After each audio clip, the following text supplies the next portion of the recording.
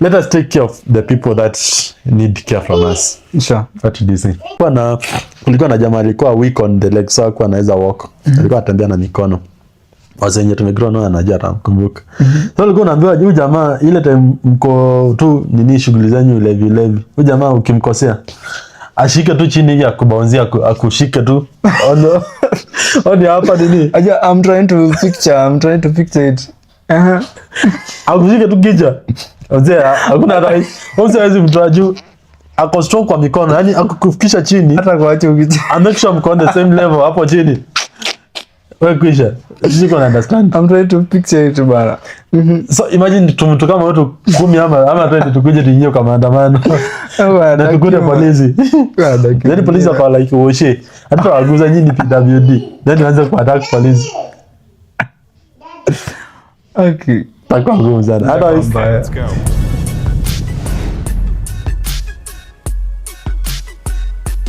Really appreciate. Tunasema thanks sana for continuing support na tunaomba tu muendelee hivyo. Na sana mtupe subscription manzi.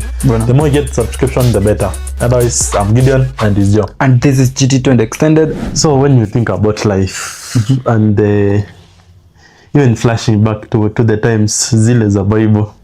Wasa alikuwa anaishi 800, 900, 1000 years. Kina Noah. Nakumbuka kina Noah sija aliishi 600 years plus.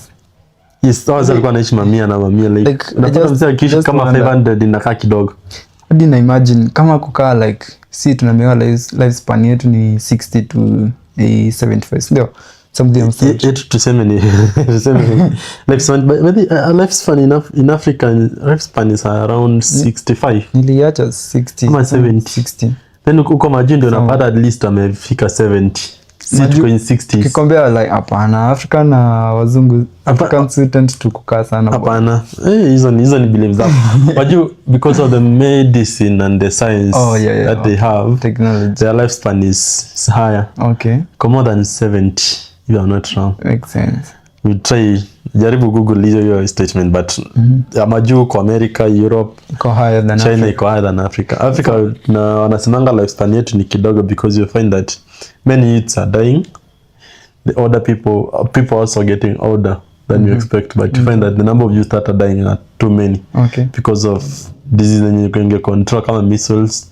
Those say medicine ime advance sana but unapata people in Africa they are dying recklessly.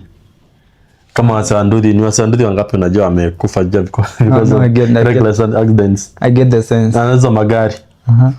So ndio nilikuwa nasema like but kama like kukaa hiyo tunakuwa tumepewa hiyo 65.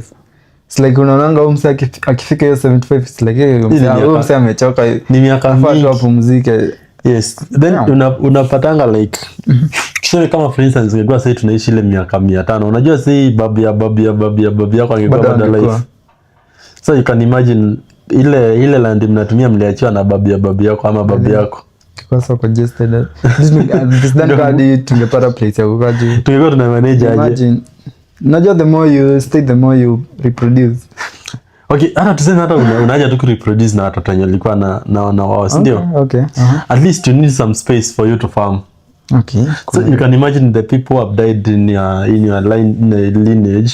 So ungekuwa bado ana demand hata kama nika 10 by 10 kakulima. Damn. Ungekuwa na space ya kuishi kweli. Kama si wote tungeletwa town, tukae kwa story buildings like na ghorofa ni ya watu kwa kwenu. La ghorofa nyingine tunajua ni ya jirani. Hadi home mngekuwa mnajenga hadi magorofa because hakuna space. Amwezi to show the hard surface. So what do you think about is okay? I know there are people who have lost very close people to their lives. And this is a very open discussion. Take it with a very open mind. But also ask yourself, how much do you understand death? How much natural death is?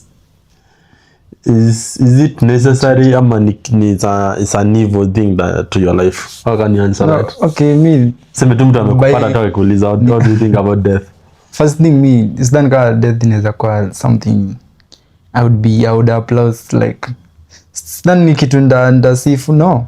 Juu first kila mtu huogopa death bana. You don't have to pray something for you to agree it is good. Bana, lakini okay, firstly me I fear death. Okay. So siwezi expect ati niseme ati death ni something I'll be happy for. No. That's a no bana. No, but for me, if I was ningeuliza tu swali vizuri, what do you think about life? I would say it is very necessary first, because first it takes people out of misery. Like imagine mtu akona terminal disease. Okay. Medicine cannot treat them. So ungeambiwa like ulipata terminal disease at the age of 50 years.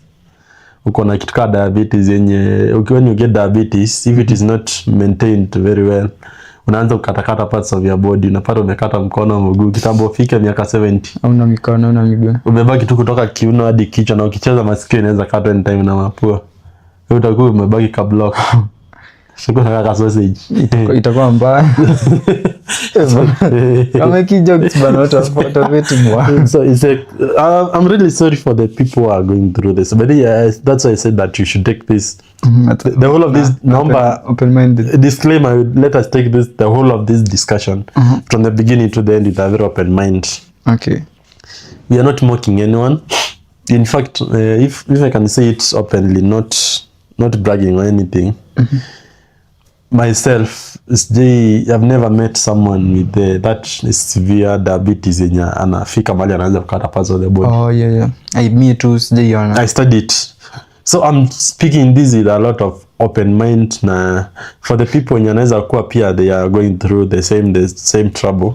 We are not mocking the disease or the people who are going through it. We are just discussing just to make life lighter. Because you know when you are living in this world, kuna watu wanasema we live once, kuna wengine wanasema we live each day at a time, kuna wanasema we live every time you are breathing you are living, so you don't live once. So there are people who live every day. Okay. So when you are talking about these things, you are just trying to make them look easier, look manageable. Unajua kitu ikikuwa like kitu ikiongelelewa it's like inakuwa somehow it's very easy to handle. Yeah, ina bring some lightness. I really watch a lot of comedies from Mwasi wa Maju. There is a short dude mwenye anakuwa na very good comedy, akieleza venye alikuwa anataka kusurprise bibi yake na something that she will remember. Okay. Sasa kauliza bibi yake, no, I want to surprise you, ama I want to gift you something. You have been a good mother to my children, you have been a good wife to my family. She's a short dude. We can call them the dwarfs. The dwarfs. They call wanajitanga small people. I don't know whether calling someone small person ama a dwarf. I don't know which one is lighter. But she's a dwarf ama a small person. So akienda kuuliza bibi yake, what do I get you for as a gift because you have being a good person to my life. Bibi yake amwambia I want a king size bed. So he was like, okay, what are you buying king size bed for? I'm already a dwarf. Mimi hata naweza lala kwa kiti, na nikilala kwa kiti hata watu wanaweza kaa ile kando yangu na bado tuendelee. Tutosha king size bed. So why do you want the king size bed? Then he was explaining how now after buying the king size bed, because he had to buy it because now Ashambia Beki, that's what you want to give. Okay, ndo furahia. Yeah, furahia. So he had to buy it. So akibuy it, no, hakuna venye angepanda kwa kitanda. By the way. So lazima angenunua at least kadogi kajaga ndio kapanda kwa kitanda. Sasa anapitia tu go to stairs. So looking for ako ka stairs, I don't know. Hata ikisema nikake. Unasema ni so ni kadogi kapapi. Kapapi kataka kanapanda. So now he's trying to tell mwenye anatengeneza the way it's going to make it to stairs. Anajua at least yeye anataka ku fit in. Hataki ilikuwe tudogo za kama kutoka kapapi. Bado anataka ku fit in, bado hataki umsaidia ni trake. Hataki kubwa yenye hata manage ku. Like okay, tutakuwa tudogo but hataki tukue tudogo kama tupapi. Hataki mwenye anatengeneza ajue ni tu umsi. So you have to be very very creative. So akamueleza hadi akapata kwa nini. So when he's making that joke, even when you as a little person, I'm a small person, you'll be like, okay, you can laugh at that joke. Una get? Because I imagine ni mtu kirefu sasa kama Goliath ya Bugoma. Anapiga hiyo story akisema venye utasikia like mzee jamaa tumwok bana. Anasema anaweza yeka hivi mtu mtu fupi. Ukiwa na king, atafai kununua king size bed. Mko tunalala kwa coach. Ama tunapewa nini? Tunapewa pila ya ya kiti. Kiti ya Tunalia jinaweza toshea hapo. Ama ukiona nini king size bed, unapewa tu to stairs kupanda kwa kitanda. Sasa imagine zani mtu. A tall person not. Unajua venye body shaming bedhi kwa so ingekuwa extremely emotions. Ingekuwa extremely ingeleta a lot of emotions. You know when they say that it makes it very even easier. Even when you're mocking it. Ni kama when you listen to Dave Chappelle. This is also an American actor. I'm a comedian. When he's talking about the people in the LGBTQ. LGBT. Yes, LGBTQ. The way he talks to them when you listen to his comedy, if you are not open-minded, you can see that he's mocking them. But at the end of the day, he twists it in a way that he's really mocking them, but he's not. Like he is, but he's not. I don't know, come understand that. I don't know whether you understand that rationale. You should know time, like, you know, you are saying things to people, they might either hurt them, or people understand them will understand. Or they will get to understand what you are saying. For the people who watch Dave Chappelle, they understand what I'm saying. So, like, you're mocking them, but you're not. You're making a joke out of them. But yeah. Which, if you're not, you see gay, sounds so rude. Ingekuwa ni mtu gay na make, ingekuwa rude. Okay. But no, at the same time, when he's making those jokes, pia ni kama anawatetea. You can understand. I get. Trying to get the point. Ni kama now Kibe in Kenyan context, when he's talking about women, he's not necessarily attacking women. He's telling women, be careful with the women. Okay, sure. So as a woman, mwenye amekuwa hurt in a way by a man, you feel like, why is this man telling guys to be careful with women? So do you mean like when I have someone that I'm in love with, ataishi kukuwa tu protective ama nini? Okay. He's not advocating for you to be violent towards women. He's not advocating for men even to leave women. Men to live without women. Yes, anaambia to them, when you are living with women, live with them wisely. No, just yes. Yeah, kuna also different audiences. Yes, see, kila mtu akona their way of interpreting things. Yeah, sure, yeah. Ni kama sahi when a woman now stands and says, hey, my girl is, I want you to understand this. When you're in your 20s, you should have your own money, nini. There are men who will be like, okay, women should be stay on moms, nini. Why should you tell them to have money? Get their money. Kwa nini uwaambia wasiingie kwa marriage mapema? Ama when a lady is advising women, don't get children early. You'll be like, okay, but no, kazi ya wanawake ni kuzaa. So this woman is speaking from a point of view and also saying what she understands from a point of view. Sure. So there are those who will understand, okay, so for me I should not go into marriage without being financially stable. Kuna mwingine kwa like, okay, you are just saying nonsense. Kuna wazalipata watoto hata kutoka sana hiyo different nini. Kuna mtu mwingine atakwambia ezi ulizaliwa kwa maskini na ukalelewa na bado hujadedi. Huko tu unakuja bado uko tu sa bado unatopea advice that make sense. You gonna understand. So people have different ways of understanding things. Tunaongelea hadi historia lifespan. No, lifespan, death and dying is something that people do not understand. So I had this question that I was saying, sorry to us, diabetes, come on, if they like offended them by saying anything. So I just want to explain that. So now going back now to death and dying, now I have a very interesting question I'd like to ask you. Now, if you are given an option, upate ile inaitwa genie. The genie. Ile wishes. Yes, the wishes. Akwambia no, the wish that you're going to make, it might come ama it will come true. No, ambiwe how long do you want to live? Keeping everything else constant. Just knowing that at 70 maybe utaanza kudeteriorate, at 90 utakuwa unatembea kama kashosho na mkongojo. So how long would you like to live? Okay, so acha ni assume sana ongea na Genie, si wewe. Genie, what you're going to request is the length of maisha, but it's not going to change other factors. Kila factor ina back to constant. There's no other factors are going to the paribus whatever. It's going to remain constant. So kama ni ugonjwa itakupata, uzee itakupata bado. So hata ukitaka kukaa miaka 300 utakuwa umekonda na kwa hizi manyama zote zimesag. Okay, with all those factors being constant, mimi naweza jipea ile normal sasa. Nikijiangalia sema nijipee 85 bana, sitakuwa mbaya sana. Like, why do you want to live to 85? Why not 110 kama kalonzo ya ngoko? Na imagine now by ukiangalia venye tu umesema kuanzia 70 na mwili ishaanza ku deteriorate something. Yes. Napata una nguvu, macho inapotea, masikio inapotea. Hadi huwezi tembea.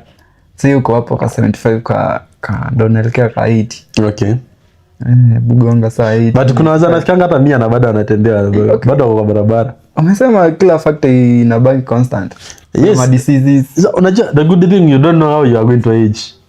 So you're just asking for these years, you don't even know what will happen. This is a genie that is not giving you a perfect life. Then compare to and elongate to your life. So whatever was planned to will still happen. Yes. 85 iko sawa. So hata ukifika 85 kama Kalonzo, tuseme hiyo nini ya Kalonzo, kwa hiyo nguvu ya Kalonzo kwa nayo bado No. Yes kwa juu.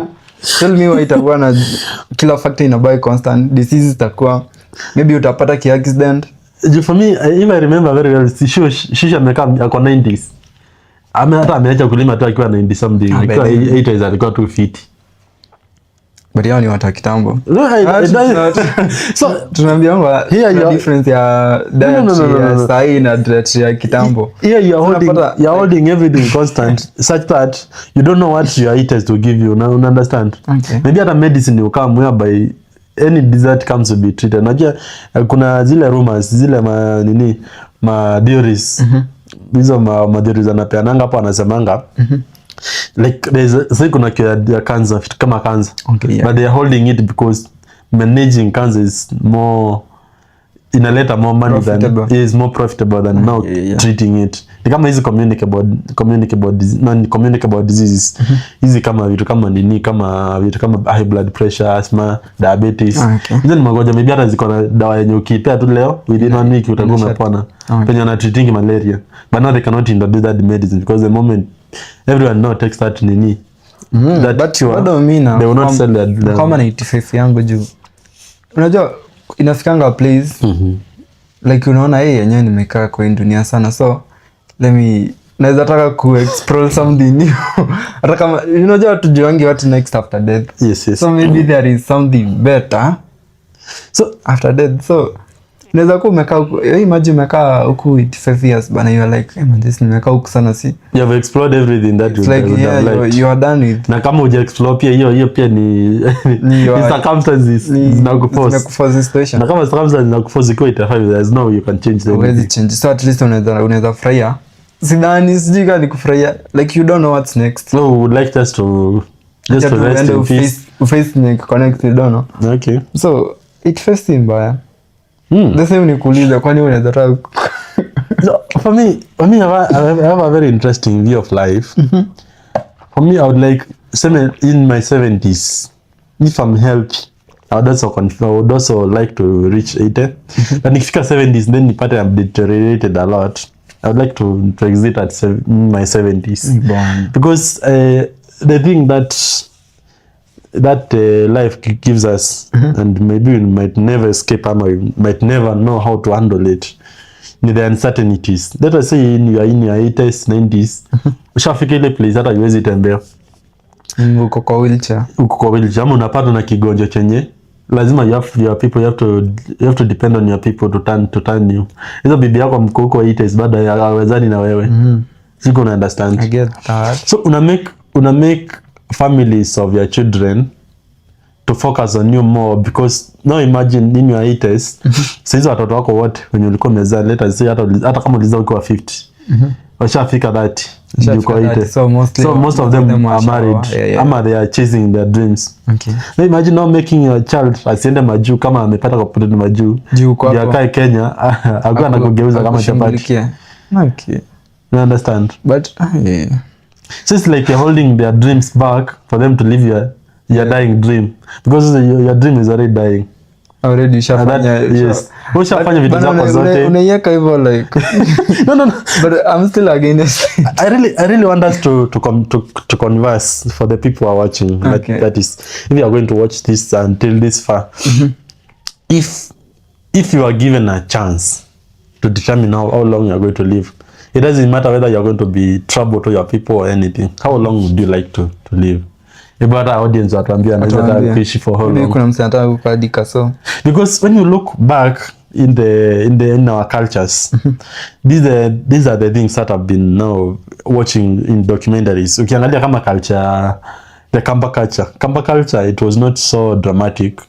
Hata ukizaliwa ukiwa kilema nini ulikuwa unaacha tu una grow. Then you hear about a culture come like Kikuyu culture whereby if you are born not born, ukizeeka sana watu wana you are not too useful to them. Ama tuseme for instance you go to fight, then ukwe umeumizwa sana, like now you are not, utakuwa burden to them. They will leave you kwa kichaka, either you be fed by fisi ama you die naturally and you die there. I think there's something like, I saw something, if I'm not wrong, I'm not confusing the Kikuyu culture with Masai culture, but let me say Masai culture because it's the one which I'm so confident about what I'm about to say. In a Masai culture, when you are born ukiwa disabled, either you cannot walk, you cannot see, no, they view you as a burden. So in the first 7 days after your birth, they make sure that sijui ni 7 days ama you're given 7 months, because unajua mtu hawezi tembea, huwezi jua even before miaka 2-3. Oh, okay. So given around 7 months, so you're going to give ile inaitwa the euthanasia, the mercy killing. Wow. They will not let you grow old with your disabilities. I was listening to these MPs jana anaitwa wale something in the East Africa nini parliament. Ni MP wa Masai anakuwa na kamugu kake kakona mashida, but nilisema yake ilikama along the way. Ndio maana aliponea. Angezaliwa nayo zae angekuwa terminated kitambo. Aliponea juu hakuzaliwa nayo, alipata baadaye because of gene diseases ama ni akicheza akaumia. So yeye anasema, alikuwa anasema no Masai ni wasena, they are moving along there with their cattle and with their herds. Yes. So for you being disabled, you're going to be an impediment to their lives. Like utakuwa kama burden to them. I'm trying to get them bwana. Because they have to provide for you for food. Wakubebe. Every time they are walking, lazima wakubebe, wakupe maji. Huyu mzee anakimbizana na mang'ombe. Maybe ako na njaa, wamefika mahali hata ile kwa ukame mambuzi zimeanza kudedi. So they are looking for their food, also they are looking for your needs. But maybe they are fearing wakikimbizwa na simba, hata kama wazee anazanga wanawanga simba. Wakikimbizwa na simba, they have to make sure that they carry you, they run with you. Ni mzigo, inakaa mzigo na understand. So some tigers. So they used to just to wanaamua wewe manze wewe pumzika tu, God nikaa alikupenda mapema sana, aje tukufikisha mapema. Lakini bwana kisha mapema. So this now starts becoming very insensitive. Now in the current world, in the world where we are not ruled by Masai, you are not living the Masai culture. Sure. Yes, I have said in the Kamba cultures, it's just kids extremes. People, watu wangelelewa nini. No, also, let me ask you one very controversial question. Kama utaweza kujibu in a way that makes sense. Ama you are going to fear you fear backlash. Now, if let us say, for instance, if you are God, ama you are genie, you're the one who is giving people their wishes. When there was him, like now the mothers in Yanalanka streets na nini. If they ask you for one thing or condition, I want to get a child, would you give them a child? No, you are a genie. Someone is asking, for a child, like give me. When you look at that question, just look at okay. Let us say what you say here. Hakuna kitu kona makosa, and you're not targeting anyone. Okay, I'm a god after all.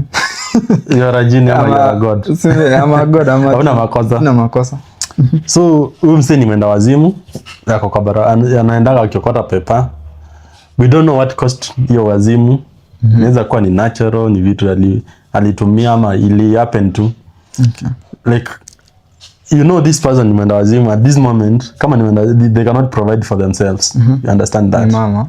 Yes, ni mama. Okay. When you are speaking this, you understand kuna wale wase wa mama wenda wazimu ama the street people. I know. Yeah. Wanapata watoto. If you are given that chance, would you really give them children? No.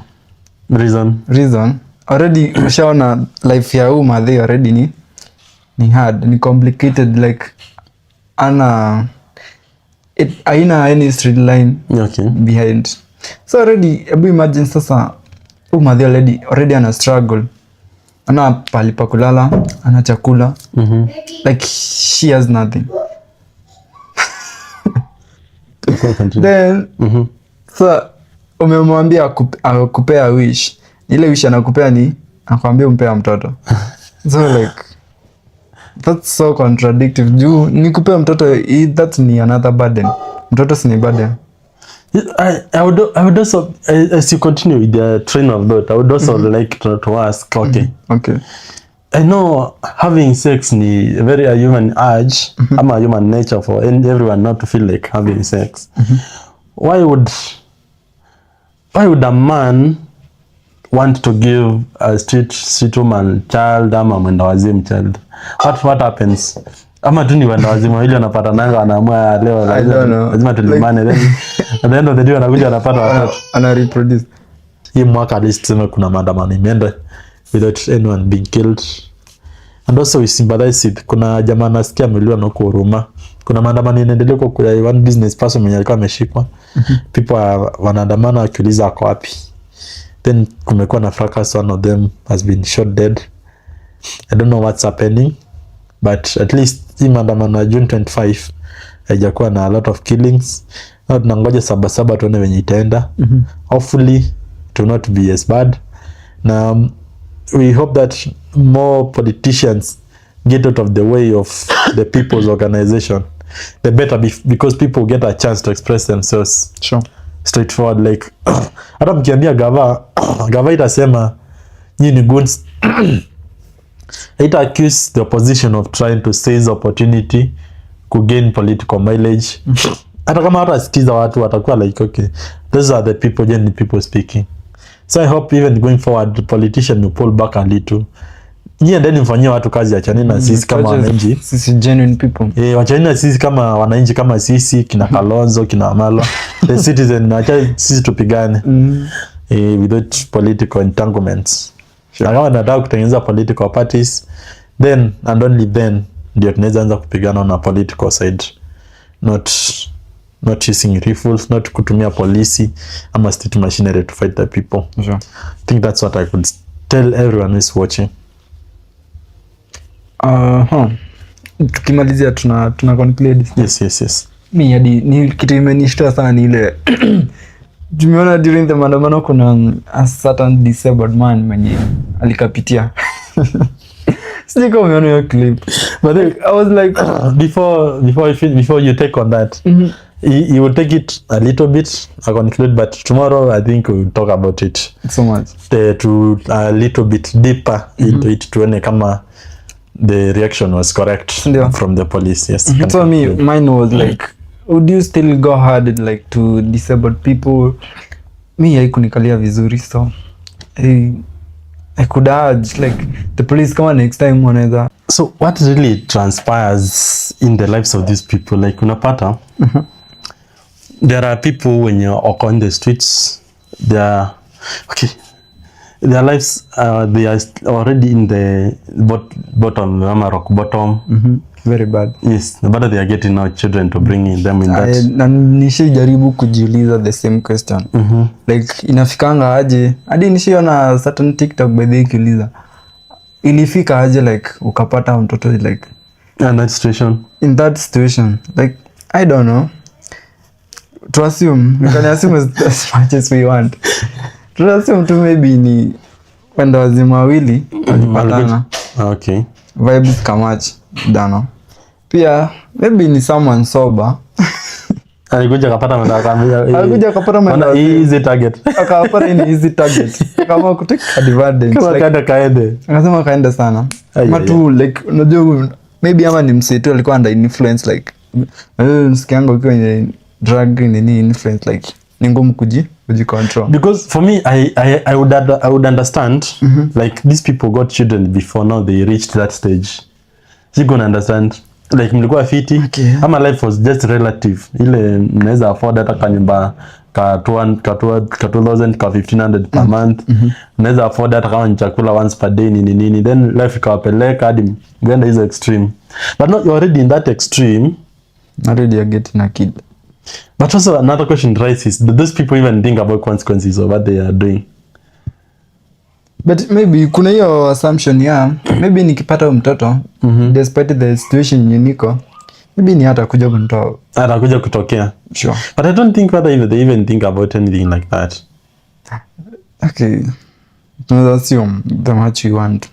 But hiyo swali nao ni ngumu man.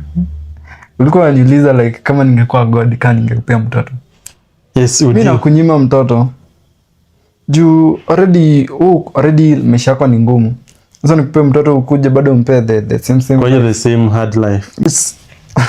It's a very controversial topic. Talking about that topic, there is this thing that has been going through the online social media. It's been blurring the social media. So Kibe now had a very controversial take. Kife, the Mr. Kife. But Kibe ilikuwa very far-fetched because for me that's why nimekuuliza umse yako rock bottom. Umse hajiwezi kabisa ni yule mwenye kichwa imeenda kuku. Ni like haiko fiti. Okay. I know nature hata kichwa ikienda mbaya, nature does not affect other things. So it's not affecting your ovaries. I affect your monthly operations. Biology bado iko tu. The biology is also constant, yes. Ni kichwa tu maybe imetune. Ni kutune tu. Overthink. Ama umekuwa so sharp.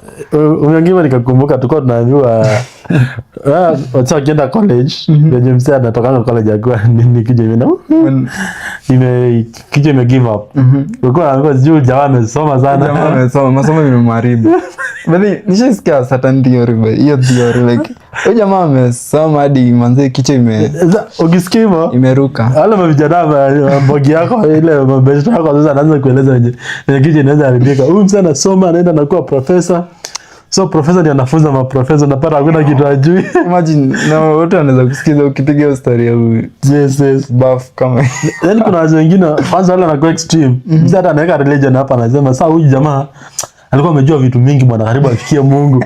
Mungu akaona hapana. Akaona huyu jamaa lazima ni mzime juu. Like the fuck. Mungu akaona hapana huyu jamaa atanifikia. Huyu jamaa atajua secret.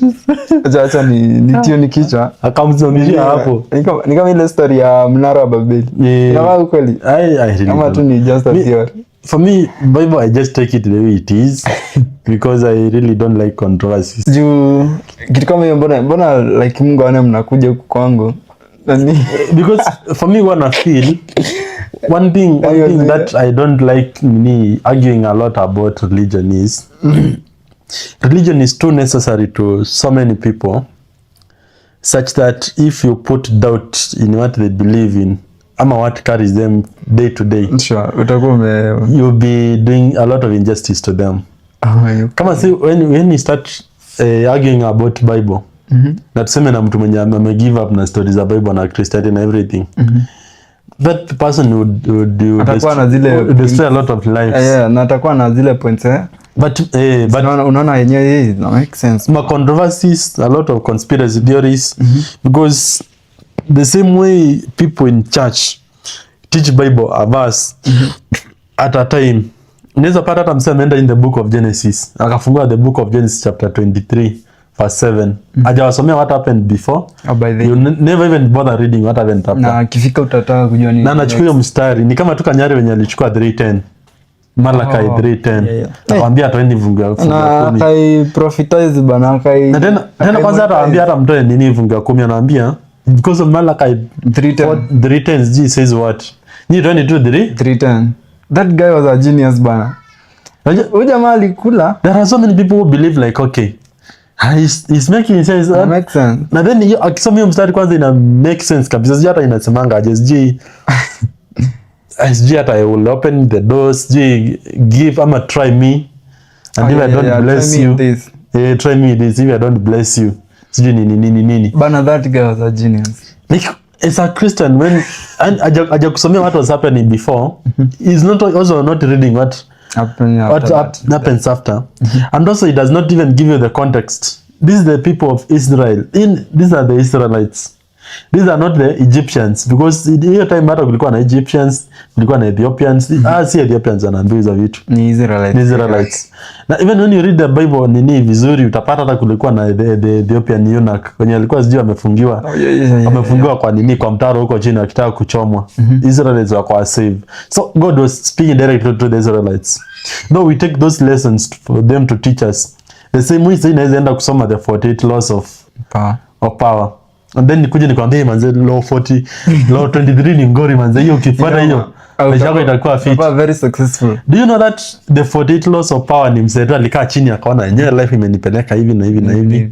Na nikiambia tu watu wenye understand life, they will understand the same thing as philosophers. Sure. Ukiambia story ya Kant, ukiambia stories ya nani, utakuwa like okay, those guys kina Maslow's laws of what. Wewe mzee tu alikaa chini akafikiria venye tu unaweza kaa chini sio ufikirie mwenyewe. Sahi kuajiriwa 9 to 5 haibambi. Mimi acha tu niingie tu hustle, nikwe kama agera hiyo kupata hiyo 10 by the end of the day napata 2000. Inani push. Ina make sense. Ukikombea na mzee mwenye anaenda analipwa 30000 kwa nini kwa 9 to 5, hii 60000 make sense sana. Una get? Jikona. Like everything, when you look at so many things, they are created on a certain character, on a certain event now for certain people. Okay. So the Bible as Christians, we read it too much on what was happening in the time of the Old Testament more than what happened now after Jesus came na liberate people. Yeah. Do you understand? So if you do not read the Bible page to page from Genesis to Revelation, you'll never understand what the Bible stands for. Okay. So these pastors who teach Bible will always take advantage. You take advantage. Najua okay, ni kwani ni wangapi wamesoma Bible ikaisha? Ni kama si ukiuliza which verse do you know, unaweza sema Jesus wept. Kuna mtu hapa like okay, Jesus wept, aliweep kwa nini? Hataki kujua watu. Kuna mtu atakwambia Yesu alilia tu venye aliweka ile divai kwa kichwa. Ikakuwa chungu. Akiwa ameandikwa kwa msalaba. Mwafuta kutemewa maji. Je, kuna mzee anaweza kwambia hivyo na convince? Nasi alilia. But no, at this moment where did he cry? People do not tell you anakwambia tu Jesus wept. Kuna hizi there are so many verses that people just go and pick it. Ni kama ile ya leta fungu ya 10 ama leta the first ile uzao yako ya kwanza.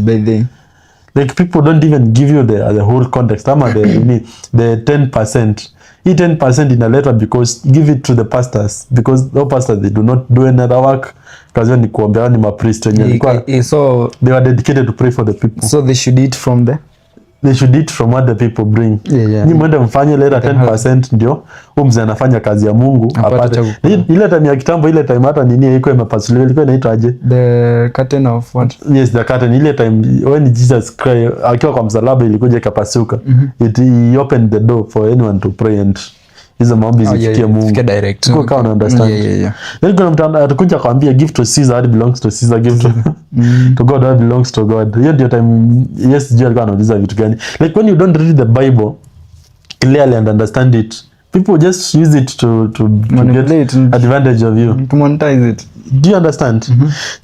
So inaweza enda nisome a very very great book, sijia Alchemist, niende nisome sijui whatever book hata sijui the whatever of not giving a fuck. Like nikuje nikwambie sasa hapa unafaa kuishi tu life yako kama don't care. Sasa mtu na Kibe sasa amekuja na kitabu yake 28 laws. Na Kibe anatuambia sijui and he's telling you whatever how you should live your life. Sasa ukifuatilia those laws, yes, how will be so successful. So he is talking it from his own point of view. Na kila mtu akona maisha yake. There are people who say that we live in this life, kila mtu ni kama text ni subject. See what any specimens. Hakuna mtu anaandazani venye life. Bidii yako na. Because everyone who lived life to the end, they died. So did they come back and tell us now how they lived? No. We just read their history. Na next time before tuanze kutoa video tuko wawili. I was telling people you cannot rely on history as a benchmark for what is going to happen in the future. Okay. Because history is written backwards. I think also we talked about that topic to hapa kwa bench. History is written backwards. Ni kama when you look at the Chinese Empire, it was big. Hizo times za kitambo hata ilikuwa award leader at some point the Chinese country. set ni sasa ndio inataka kudominate. Sasa yetu ndio imepata power. Ikakuja deteriorated China akakuwa the poorest they could in the 70s and 80s. They were the poorest in the world. Then say they are rising again. So if you could look at history to determine how Chinese should be, si ungesema in the 70s walikuwa poor. Those people hakuna wenye wanaweza wacha US hata hajakaa kwa hiyo leadership for 100 years. So when you look at history, ungesema US ama mwenye understand the history a lot, ama you don't look beyond that, ungesema US hata yacho for those 100 years, ama hata ukiangalia unasema a lot of empires they last for 100 years, so unasema this one will not last for long. Siko na understand.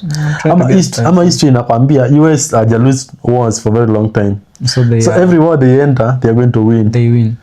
But no, that also would no flashback. Ukiangalia kama the British Empire, those people also winning. Adila kafika mahali akakuwa they cannot win anymore. Yeah. You can understand. When Hitler, that German narcotic ruler was ruling Germany, people would, even ungeambiwa German atashindwa, ungesema them, German manze it will never itaishinda because that man is there. Okay. So you cannot use history to determine what is coming, but it informs a little about what you can expect. But sile nini ile at benchmark at ini sure bet ni kama ilienda hivi itaenda hivyo. Ni kama tu easy teams za football. Ukiangalia team kama Man U venye iko na a lot of good history. Yeah, by the but of late so did you see it anywhere even close to what it was? Most of people bedo kwa Man U. Yes, in the glory times. During the glory times it accumulated a lot of fans. But so ukiangalia team imekuja ikamerge later kama kina Man City. Ni team iko na mafans wengi. Sasa when you look at now the children are sahi ama Gen Z na Gen Alpha, wengi atakuja kwa Man City because Man City was doing very well. Yeah, by the. So you don't rely on history on 100, but it can teach you something. You can understand. Now going back to our point now, Kibe now saying that wase kama Steve Simbo boy, they should not have children. What should you take out of that? Bwana lakini ile you are honest now take. My honest take. Like feel that very in mind this only binadamu akona feelings. He grown up like all factors said constant. Akona wife, akona mtoto. Tuseme that even you don't put a name on it, ni venye tu tumeput a name of it, just give an honest feedback from what Kibe was saying, ama what was implying. What would you take? Bwana like pia it make sense. Okay, tunaweza assume Kibe was not being that like akwa judgment. No, don't assume. Just take it for what it is. Just say it just for the sake of. You cannot assume because maybe he was serious. But pia wewe nitumia ku make story. Maybe alikuwa kama wale Masai, ukizaliwa ukiwa kilema hata kama uko na potential nyongo. Wewe dedi manze pass. Lakini already bana mimi nisha grow up, nisha make. Then unakuja kusema watu kama mimi hawafai ku exist. Like it only hit so much like I'll be like hey, for me mbona umeniingilia that much like when ufikiri niko na feelings like so bad. For me take yangu not even go that way. Would be like when you look at say kama Albert Epstein ama whatever that man, the greatest scientist mwenye alikuwa na the largest IQ, alidiscover a lot of things. He was nini named alikuwa PWD. Hadi alikuwa anaongea na machine. That man was killed early enough. Ange discover those things, you understand? So angekuwa yes. So the same with ukisema mse kama Simbo boy, Steve Simbo boy, hafai kupata watoto. Wewe mse asha just establish is living a good life already. Yeah. So already akona basis where he can bring his children from. Maybe he may come from a poor background. Let's understand. Hiyo ni makosa yake na makosa yake bwana. Makosa yake. Yeye amengangana kaeka life yake mahali anaweza bring up children wake in a better life, good life and everything. So why should that man not be given a chance to give birth? Because then kama ame give birth akiwa in the na pia akiwa hapo si ati akuwa mwenda wazimu. Na pia mwenda wazimu bado anapata watoto. Bado anapata watoto. But Kife was like this guy is. Na pia hata most of the time unapatanga wale wasana nipe mbao unapata msia akona katoto kadogo ananyonyesha na bado anakuomba mba. Sure, anakuomba mbao. Na ukicheza kwa katoto kakikuwa kakubwa kafika miaka 2-3. Utapata tu akiomba hapo na bado akona kingine. Sijui kuna akona mimba. So Steve Simbo boy ni msia kamili kabisa. Kitu yenye kona I don't know, even sijui hata makosa ya Steve Simba Boy ni gani. Physical appearance, I don't know. Hata the physical appearance even is not that judgmental. Ndio. Kuna wase wengine tu anakuwa tu extremely disadvantaged when it comes to physical appearance, na bado anapata watoto na wako tu stable. Hakuna mtu anaambia asipate watoto. So what is wrong? Ni venye tu kifaja. Ama he was trying to make it as a joke, then we took it so serious. Ndio nasema like Kife tu alikuwa na make story. Like I think hadi in his kufikiria akwa na hiyo fikira ya watu watakuja alikuwa like I'm going to say this and it's going to make people burst into laughter. Like they will be caring. Then why ipite. Anasema itaweza. Hii kwanza hii joke itashika. Hii ndio punchline. But alikuwa anafikiria like people they take with that heaviness. Ama weight. Sure. I don't know. I don't know. I don't know what I can say about that, but do you think mtu kama like tuseme would you support the Kife's nini? Okay. Like, for me, I think hapa nishapeana my stance. For me, Steve Simba Boy ni msa establish. Akili yake iko tu fiti. Then kama kuna kitu ana lack, ameshajenga foundation for his people. But big artist first. Hata akipata watoto sahihi, to be very easy for him to bring them. Then bana kusema hivyo no, this guy already ako na wife. Yes. So are you trying to mock his girlfriend? Hata kama ana wife ama is not even staying with his wife, ni mzasha amesha lay foundation for his children when they can pick up. Ana bibi waliachana. I remember a story. I don't know even the state of their marriage ama whatever, but nakumbuka akiambia Nadia Mukami is very single. I don't know. What I understand is huyu ni jamaa wako na ground whereby their children can pick from. So given that opportunity, I think he can bring up his children very well. Plus Steve ajiendea Kife akamwambia amsaidie na anything. Hata kama alimwambia baadhi alikuwa ametulia. Hata kama aliendea Kife Nikosha alimwendea on level playing ground. Because yeye ni artist, Kife ni artist. Maybe alimwendea collaborate ama they do something similar. Si ati kumwambia manze ni chini ya 200 nimekwama. Nijokolea maisha imekuwa extreme. Hata na. Alikuwa artist to an artist. Let us speak the same language and see what happens. But Kife ni msemeko hivyo. From how he talks, ukimwangalia ni msemeko akipiga that kind of content, so I think we can make an assumption. Nimeona hata sijui Twitter man post ingine hapa akisema ana enjoying like he enjoys when now people are so mad. Talking. Aya anapenda tu like anapenda tu asa akiongea tu the road like you should keep people active speaking and talking. Waki hate on him so much. So yeah, so happy. No, before we finish about PWD, we also saw that this week that my police they mishandled the PWD huko kuna kamzai kalikuwa kanangeuza huko na they were like okay wewe simama hata wanamrusha kwanza hata confirm kama yeye miguu for real. This guy ako ni lame like miguu yake hizi tembea ni lame anatembea na crutches. Sure. Then sio ilikuwa on Thursday hiyo sio matamia maandamano 25th ni June.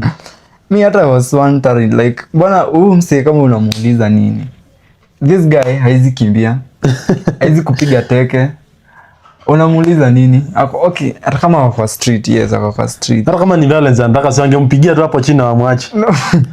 Then unamwambia ati simama kwa miguu yako uingie kwa Land Cruiser. I'm like damn bana, are you this ruthless? Because for me I would sometimes PWDs wanatuambianga as much as mnatuprovidea kama mzee ako na wheelchair, mnatuprovidea place ya kupitisha wheelchair nini you should try to treat us equally. So for me I would take it like this. Huyu jamaa wanakuru PWD akienda kwa maandamano alikuwa anajua itatana to violent at some point or maybe kulikuwa na possibility more than 50% take or give. Okay?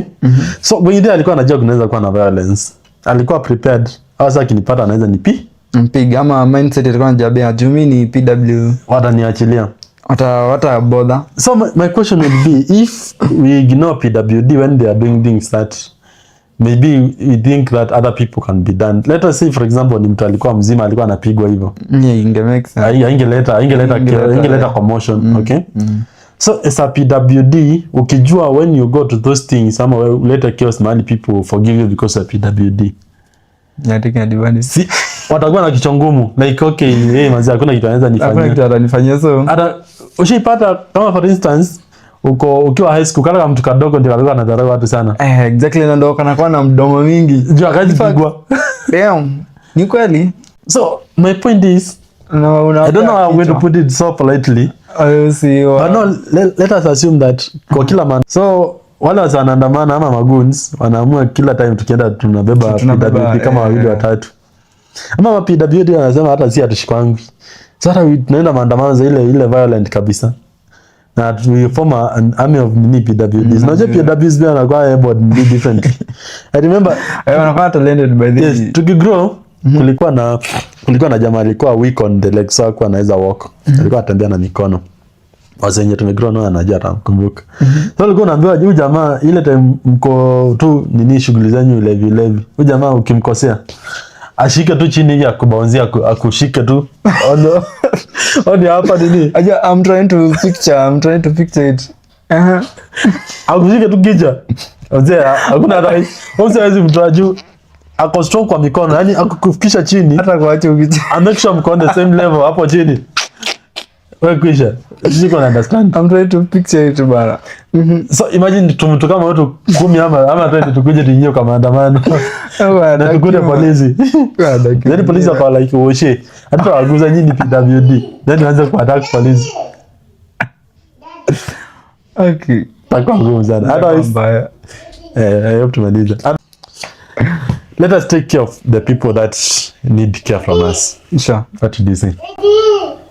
Mimi mostly nitaendelea story ya Kife. Bana Kife, you should man up bwana.